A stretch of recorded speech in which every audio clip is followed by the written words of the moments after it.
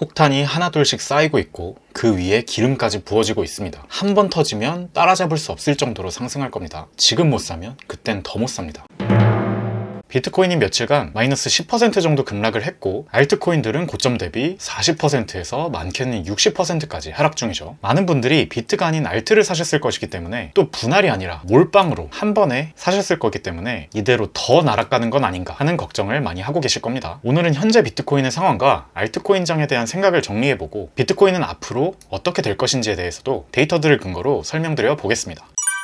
솔직히 말씀드리면 비트코인은 정말 조금 하락했습니다. 4월 8일 72.8K 단기 고점 대비 마이너스 10%밖에 안 빠졌고요. 여러 상황상으로 봤을 때도 기존 관점과 같이 우리가 대상승장의 중반부에 있고 전 사이클의 고점을 뚫는 과정에서 자연스러운 단기 조정장에 있다. 그리고 아직 폭발적인 상승장 후반부를 남겨둔 상태이다라는 점은 변함이 없습니다. 해당 관점에 대한 객관적인 근거들은 최근 여러 개의 영상들을 통해서 다양하게 제시해드렸기 때문에 시간이 되시면 보시는 걸 추천드리고요. 오늘은 이에 대한 첨언으로 추가적인 근거들을 또 제시해드려 보려고 합니다. 제가 주목하고 있는 것은 거래소 내 비트코인 보유량입니다. 이를 이야기하기에 앞서 ETF 이야기를 빠뜨릴 수가 없는데요. 최근 현물 ETF를 통해 큰 매수세가 들어오고 있다는 점은 이미 여러 뉴스들을 통해서 들으셨을 겁니다. 그런데 말이죠. 이 ETF가 매수될 때 ETF를 관리하는 기관들은 바이낸스 같이 대중들이 이용하는 창구를 통해서 시중에서 비트코인을 매수하는 것이 아니라 OTC라고 해서 장외 거래를 통해 보통 채굴자들에게서 큰 물량 단위의 비트코인을 구매하게 됩니다. OTC 거래의 특징은 바이낸스 같은 시중 거래소 밖에서 구매자와 판매자가 직접 비트코인을 주고받는 것이기 때문에 시장 가격에 영향을 거의 미치지 않는다는 것이죠. 그렇다면 여기서 의문이 듭니다. 어차피 ETF를 통한 비트코인 현물 매수세가 시장 가격에 직접적인 영향을 미치지 않는다면 ETF 매수세가 생각보다 상승장에 영향을 덜 미칠 수 있겠구나 라고요. 그런데 말이죠. 여기서 우리가 거래소 내 비트코인 보유량도 생각해 보아야만 합니다. 예전에는 반감기 무렵 채굴자들이 채굴 장비 업그레이드를 위한 현금 확보를 위해서 많은 양의 비트코인을 채굴되는 족족 시장에 내다 팔았습니다. 그로 인해 반감기 전후 하락 조정장도 발생했던 것이죠. 그런데 지금은 ETF라는 새로운 구조적 수요처가 생겼기 때문에 채굴자들이 거래소로 보내 팔았을 뻔한 비트코인 물량을 거래소 바깥에서 OTC 마켓을 통해 흡수해주고 있는 겁니다. 그로 인해 가격의 하방 압력이 완화되고 있는 것이죠. 여기서 우리는 수요가 과거와 동일하거나 비트코인에 대한 구조적, 심리적 인식 개선으로 오히려 더 늘어나고 있다고 가정을 한다면, 그리고 그에 반해 거래소로 보내지는 공급량의 규모는 줄어들고 있기 때문에 결국 거래소 내 비트코인 보유량은 감소하고 있겠다고 가설을 세울 수 있겠죠. 그리고 그러한 가설을 화면의 그래프를 통해 직접 맞다고 검증할 수 있습니다. 자, 거래소 내 비트코인 의 개수가 줄어들고 있다. 이것이 무엇을 의미할까요? 거래소의 매도 호가창이 얇아지고 이로 인해 예전보다 가격을 올리기가 수월해졌다는 겁니다. 예를 들어 예전에는 비트코인 가격을 10% 상승시키는데 비트코인 매도 물량 100개를 매수해줘야 했다면 지금은 똑같이 10%를 상승시키는데 예를 들어 20개에서 30개 정도만 매수해주면 된다는 뜻입니다. 즉 우리가 언제 어떤 고래에 의해 펌핑이 시작될진 알 수 없으나 한번 트리거가 발생하게 되면 그 뒤로는 우리가 생각하지 못했던 속도로 빠르게 올라갈 수 있다는 겁니다. 예를 들면 지금 비트코인의 상황은 언제든지 폭발할 수 있는 다이너마이트가 하나씩 차곡차곡 쌓여가고 있고 그 위에 기름까지 부어지고 있는 상황, 즉 언제든 폭발할 준비를 갖춰가고 있는 상황이라고 할 수 있는 것이죠. 다시 말씀드리지만 여기에 누가 언제 어떻게 불을 붙일지에 대해서는 당연히 미리 알 수는 없습니다. 그러나 누군가 여기에 불붙은 성냥 한 개비만 떨어뜨리면 걷잡을 수 없이 크게 폭발할 수 있는 여건이 갖춰지고 있다라고 이해해 주시면 되겠습니다. 사실은 이 가설이 맞는지 꼼꼼히 체크하기 위해 하나 더 검증해야 할 부분이 있는데요. 거래소 내 비트코인 보유량이 감소하고 있는 것은 알겠다. 그런데 이것을 매수할 거래소 내 현금도 감소하고 있으면 의미가 없는 것 아니냐? 이런 의심을 해봐야 합니다. 그래서 있는 지표가 거래소 내 코인 보유량과 스테이블 코인 사이의 비율 지표인데요. 이 지표 또한 낮을수록 스테이블 코인, 즉 현금이 상대적으로 많다. 따라서 잠재적 매수세가 강하다라는 의미입니다. 보시면 이 지표는 2023년 여름쯤부터 계속해서 내려가고 있는 것이 보이시죠? 아까 봤던 것처럼 거래소 내 비트코인 보유량은 줄었지만 이것을 매수할 스테이블 코인은 그만큼 줄지 않았다. 따라서 우리 가설과 같이 가격은 펌핑되기 쉬운 상태로 계속해서 변해가고 있다라고 정리할 수 있겠습니다.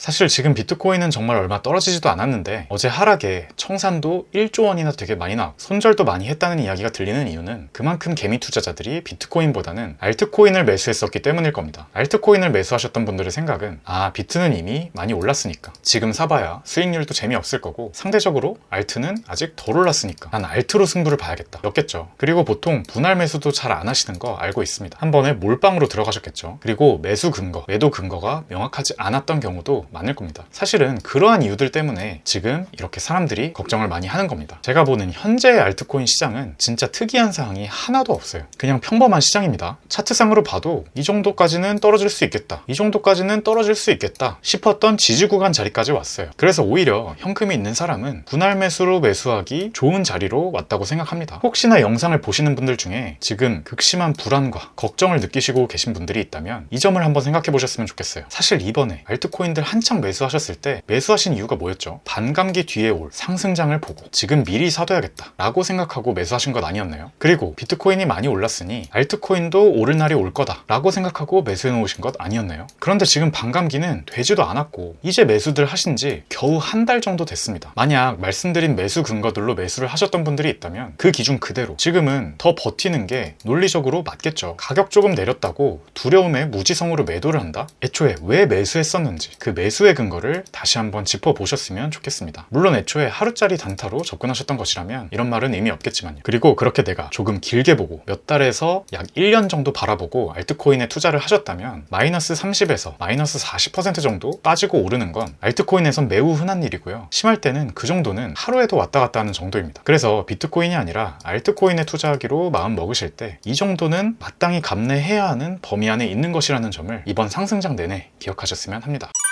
오늘은 비트코인의 상황과 알트코인 투자에 대한 이야기를 해보았는데요. 코인 투자한 지 오래된 입장에서 봤을 때 지금은 정말 아무 상황도 아닌데 특히 새로 투자를 시작하신 분들께서 많이들 걱정하시는 것 같아서 제가 보고 있는 시장에 대한 생각과 투자 마인드셋에 대해서도 조금 말씀드려봤습니다. 저는 누차 말씀드렸던 것처럼 60% 이상 비트코인으로 보유 중이고요. 알트코인들은 1% 미만으로 조금씩 여러 개 뿌려놓았고요. 가진 코인들은 하나도 팔지 않고 다 홀딩 중입니다. 지금은 비트가 언제 다시 펌핑장을 시작할지 모르기 때문에 비트가 정말 마이너스 30에서 마이너스 40%까지 빠질 위험성이 있더라도 차라리 물리고 버텨야 되는 거지 지금 팔고 관망할 때는 아니다 라는 관점도 동일합니다. 오히려 정말 말도 안 되게 크게 40K 때까지 내려온다고 하더라도 전 오히려 그때 더 살 거라고 말씀드렸죠. 지금은 대상승장의 중턱이지 절대로 끝이 아닙니다. 전 영상들에서 언급드린 여러 근거들 참고해 주시고요. 혹시 물리신 분들이 있다면 오늘 영상을 통해서 다시 한번 우리가 처음 매수했었던 근거들을 생각하면서 마음을 다잡았으면 합니다. 도움이 되셨다면 좋아요, 구독, 알림 설정 많이 부탁드립니다. 직장인 투자자 A였습니다. 감사합니다.